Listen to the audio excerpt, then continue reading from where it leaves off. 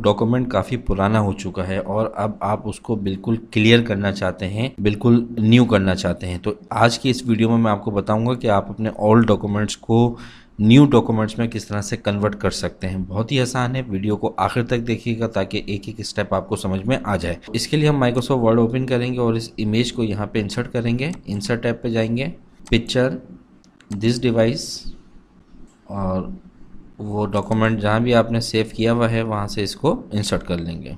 वॉप text पे जाइए और यहाँ से इसको करते हैं बिहाइंड टेक्स्ट। ठीक है, थोड़ा सा क्रॉप करेंगे इसको।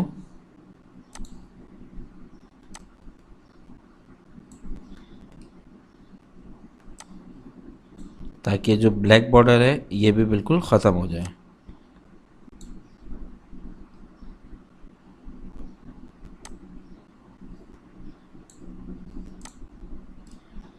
ठीक है, अब हम इस इमेज को सिलेक्ट करेंगे, माउस के राइट बटन को क्लिक करें इस इमेज पर, फॉर्मेट पिक्चर के ऑप्शन पर आपने क्लिक करना है। फॉर्मेट पिक्चर के ऑप्शन पर जब आप क्लिक करेंगे तो राइट साइड पे फॉर्मेट पिक्चर की एक विंडो ओपन होगी। यहाँ पर आपने सबसे लास्ट ऑप्शन पर चले जाना है, पिक्चर पर।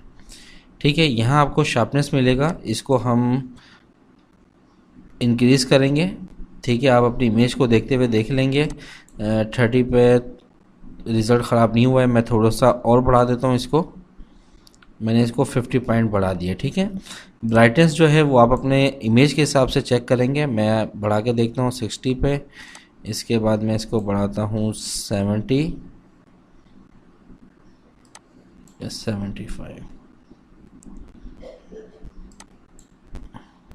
65 पर इस इमेज का रिज़ल्ट ओके आ रहा है। इसके बाद यहाँ पे कंट्रास्ट का ऑप्शन होगा, इसको भी आप अपने हिसाब से बढ़ा के देखेंगे।